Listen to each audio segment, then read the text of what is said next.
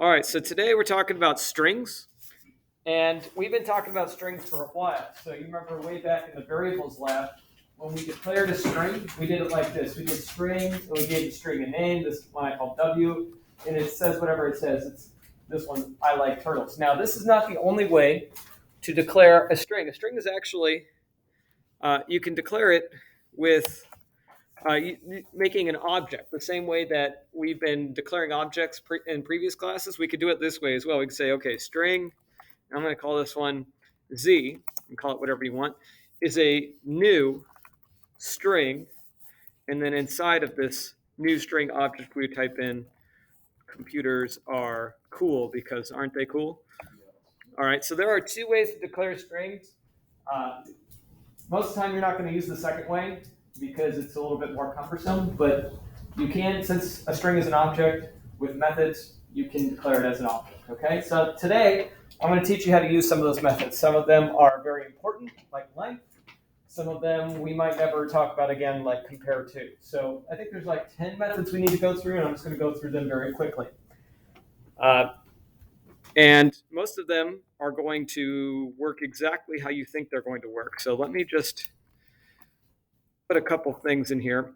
I'm going to do W dot length, and I'm going to do Z dot length. And when I run this code, when I execute this code, what do you suppose is going to print out? It's going to print out how many characters are in the string. Does a character include a space? No.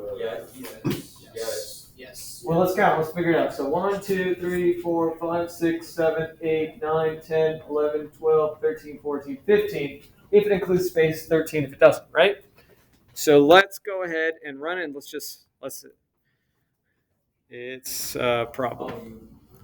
I have a problem because I forgot the parentheses, because it's a method. So remember, whenever you run a method, you got to put the parentheses at the end there. Not bad. So the 14 and 18. So yeah, it's going to include those spaces. And I think I said 15 because I don't know how to count. I think you counted the quote. Wait, you counted the quote. How about Yeah, I feel like you counted the quote. Hey, 14 is pretty close to 15, so you can't win them all, folks. The answer to the question is yes. It's going to count the spaces, all right? It's going to tell you how many characters, including spaces, are in that string. Now, you're going to use this a whole lot when you're dealing with strings. Probably the most important one is the length of the string. Now, once you know the length of the string, we can start asking other interesting questions. Okay, so I'm just going to hello. I'm going to comment this out, and I want to ask a question here. I want to look at string W. I like turtles. And I want to know the answer to the question, what character is at position, and let's just say 5. Okay? So this command, char at, will tell me the character at position 5. What do you think is going to spit out? Okay. Does it start at 0? It's going to be E. If it starts at 0. Oh, yeah, E. So when you start counting, because you're a rational human being, you start with 1. You start counting at 1, 2, 3, 4, 5, 6. You count. Those are the counting numbers, the natural numbers. But Java is not a rational human being. In fact, most computer languages aren't. Some computer languages will start at 1. Java is not one of those languages. Java starts counting at, why not, 0? So I is at position 0. And then position 1 is actually space. 2, 3, 4, 5 is an E. Okay? Even though it's this, yeah. So if we were doing, W dot length, right? Why would it count?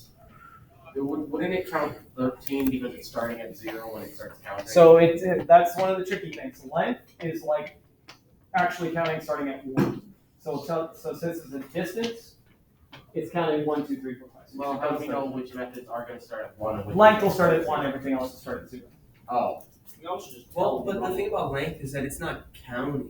It's not starting from the first one. It's just getting all the characters and telling you how many there are. Right. So it's not telling you a position, it's telling you a number. So it's we call it an index value. Anything that's an index value is going to start at 0. Okay. And length doesn't have anything with an index value. It's literally counting. So I think I kind of confused you when I said you start counting at 1, but Java doesn't. Java does start counting at 1, but when it comes to indices, an index value is always going to start at 0 in Java. Okay, so we got char at. That'll tell us things. Let's try something interesting here. What if, for instance, I didn't want to get the whole string. I wanted to chop it up a little bit. Instead of it saying computers are cool, I just wanted to say computers. All right, I want to chop off the are cool part. We can do that. This is a really useful method called substring. And the way substring works is you just have to specify the index values, the beginning, and the end. So computers, what's the capital C? What's the index value there? 0. 0. And what's the index value of the the S in computers? If we counted them out. Doesn't it cut off 7. 1, 2, 3, 4, 5, 6, 7, 8. Don't you have to put 9? We do have to do 9 because, and this is one of the tricky things about substring, the first number is inclusive, the second one's not. So if I run this with a 9, it's not going to include that 9. So instead of saying computers, yeah, because the index value is 8. You said that. You said it right. I said it wrong. So if I did it with 8, because it's in index position 8, it's going to chop off that 8th one. So if I want to include the 8th character, I've got to go one more and do 0 to 9. Why is a really great question that I don't know the answer to, but you just need to remember that the first number is inclusive, the second one is not. Okay. Now, there's 2 ways to do substrings. You can do it with 2 parameters, or you can just do it with 1. So, what if I got rid of the 0 and I just typed in a 9? What do you suppose is going to happen here? It'll cut everything before 9, and it'll go up to the end. If you just provide one number, you're giving the starting value, the starting index, and then it's going to go to the end. Oh. So this is equivalent.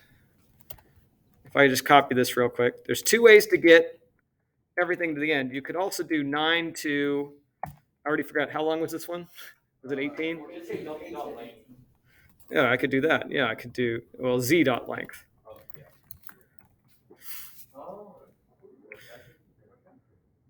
And these 2 lines of code will give me the exact same thing. Now, both of those are equivalent to if I was, and I forgot about length, if I had forgotten about that, if instead of saying length, I actually put the value of, was it 19?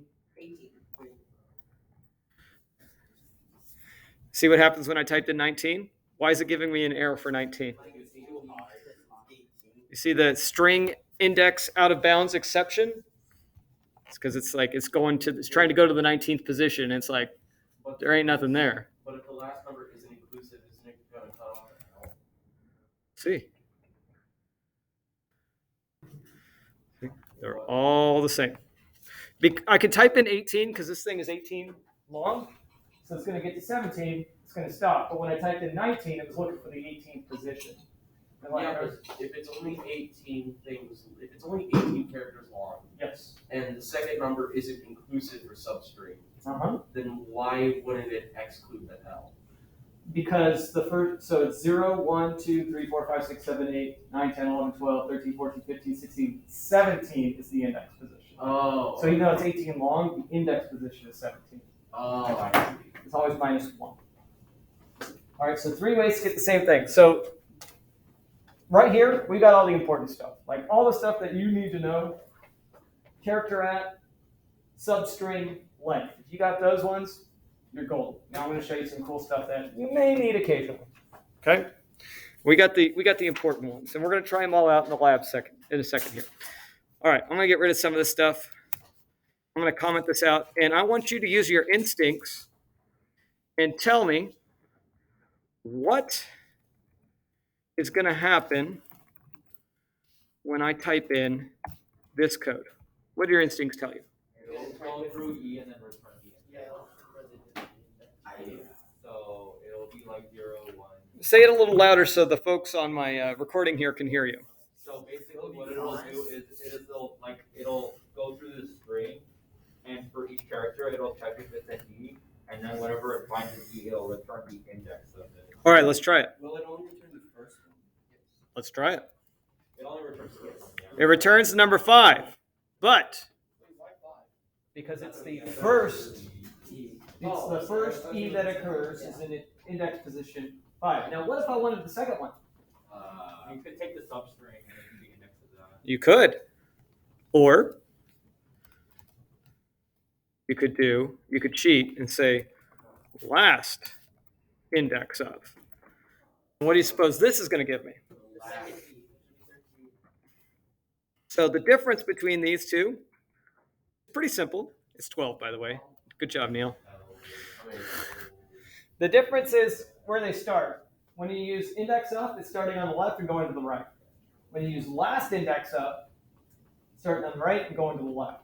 Yes? So what if that string had 3 E's? Ah. Aha.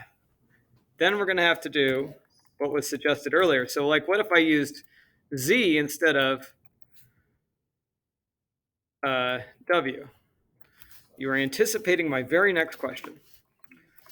Okay, so now we're talking about Z. Computers are cool. And instead of an E, I'm going to use an O. What's this going to return? The first one, the one that will return prop 1. Okay, what's this going to return?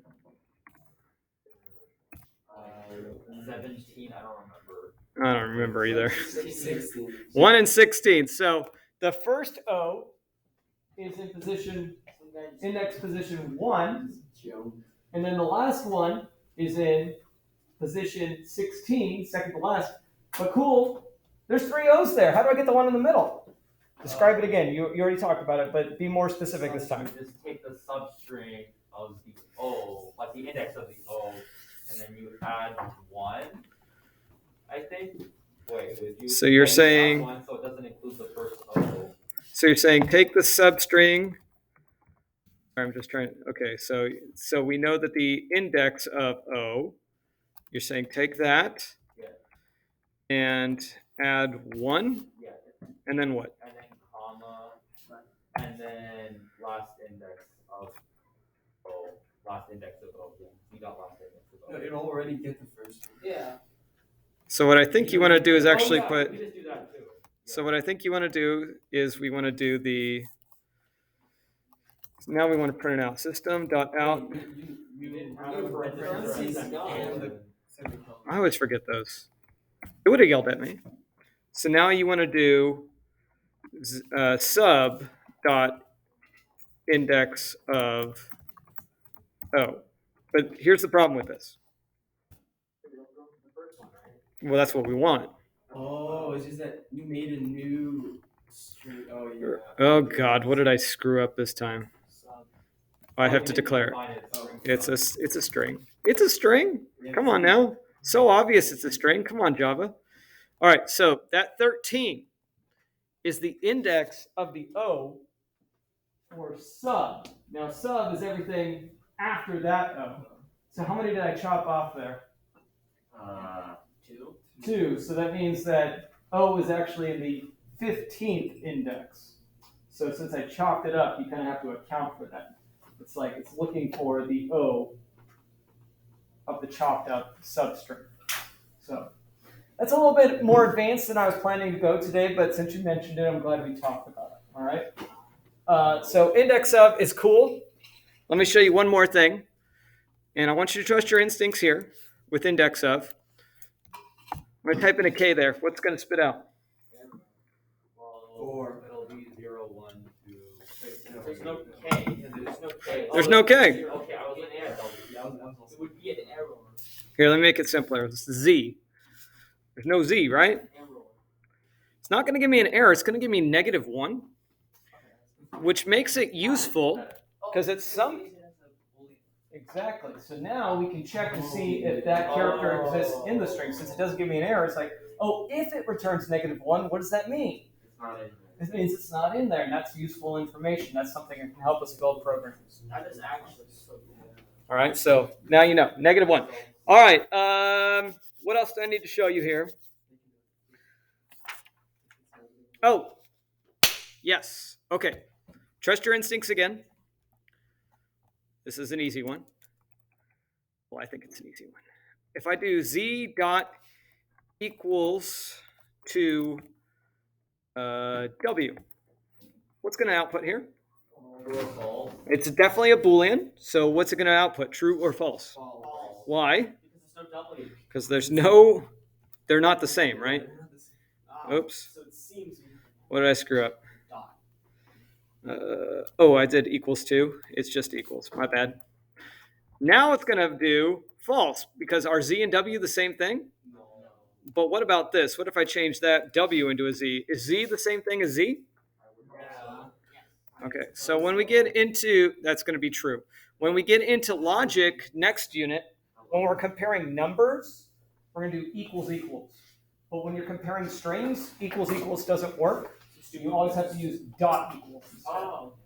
All right, so we've done a little bit of these if-then statements. Oh, so you use that for like half. Yes. If Exactly. the password equals this, then. So you can't use equals equals. You got to use dot equals for strings. Okay.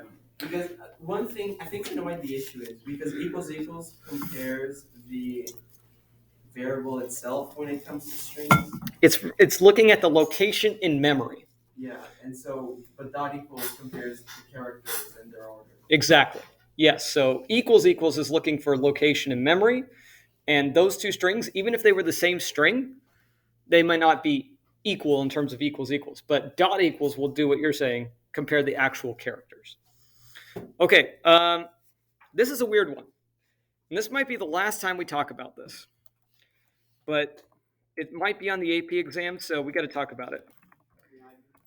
When I do, IB exam. Sorry, you're right.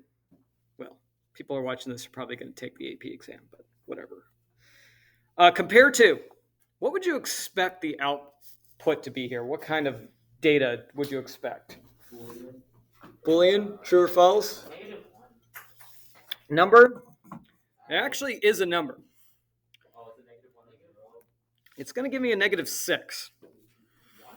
Right, what? So this is kind of wild. Or like blank. Well, that doesn't make sense. It's actually looking for the first letter that's different. So when you're comparing these two strings, what's the first letter that's different? C and I, right? Okay, so let's think about I. Let's think about C. What's the ASCII value for capital A?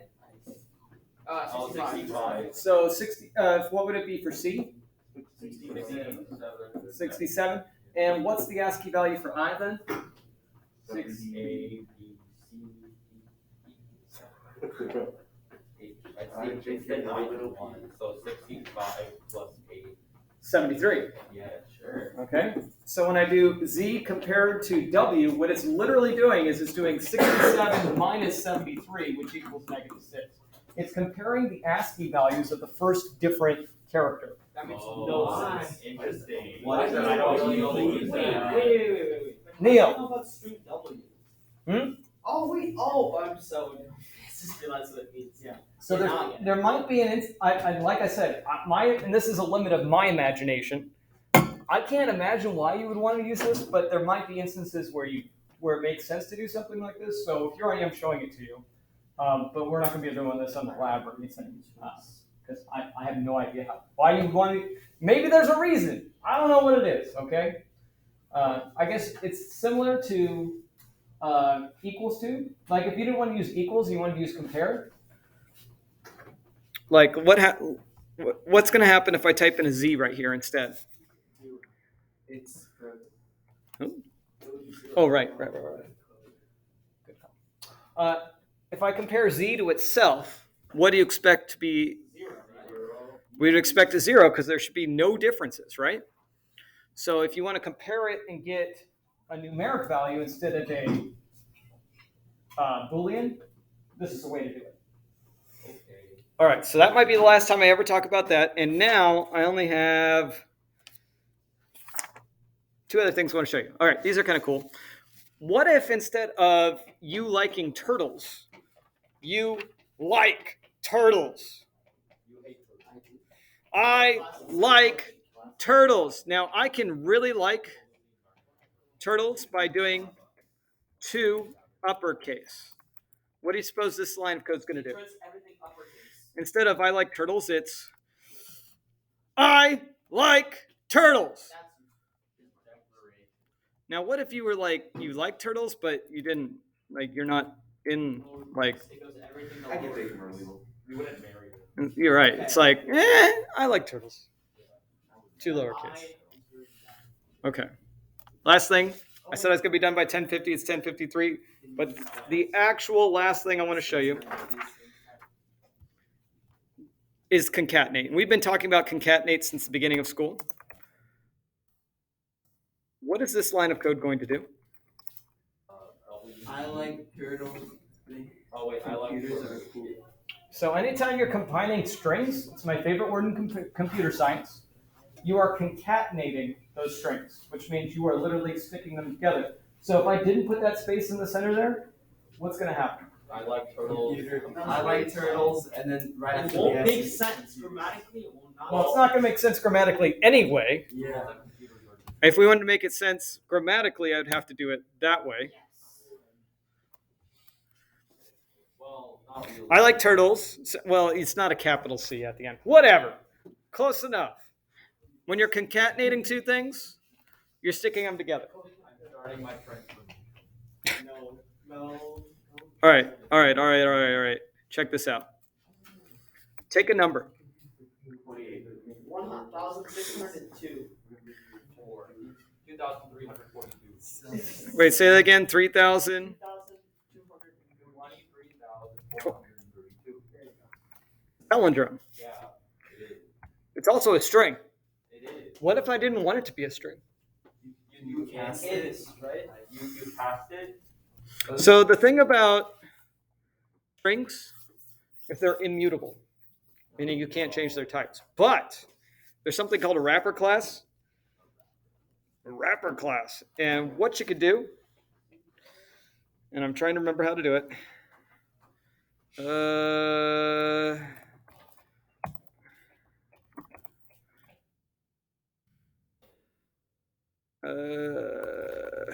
Let's see if that works. That might not work. I'm trying to remember. So I think this is going to change it into an integer. So if it's an integer, I should be able to add 5 to it, right? So what would it be? 23,437. Okay, let's see if that works. It might give me an error. Nope, it works. So strings are immutable, but you can convert them to ints into doubles using what's called a wrapper class, and that's why that capital I integer is in blue there or in purple there. That's because it's changing it. It's not actually an integer. right. So it's not it's basically saying, hey, I've got this integer, but it's not actually an integer. I need to change it. It allows you to take primitive types like integers, strings, and apply methods to them. So instead of using lowercase int, you're using uppercase I integer. Would it give you an error if it had anything that wasn't a number? I don't know. What? How could we test that? Changing Change the it string to have of a 2 letter. letters. Put an e in there. Yeah, that'd be there. All right, let's see what it does. Yes. Number format exception. Not Yep. actually an integer. There's either, so it's no longer an integer. But what about points so that it becomes a decimal? Okay. It'll be 23,432. Norma. All right. So how could I fix that? Double. Change integer to double. Okay. And what else do I need to change? Double. I think it is parse double. There's no abbreviation for double. Dub. I don't know what people. There it goes. It works. Woo! All right. Say bye to everyone in my video. Bye. Thanks for watching.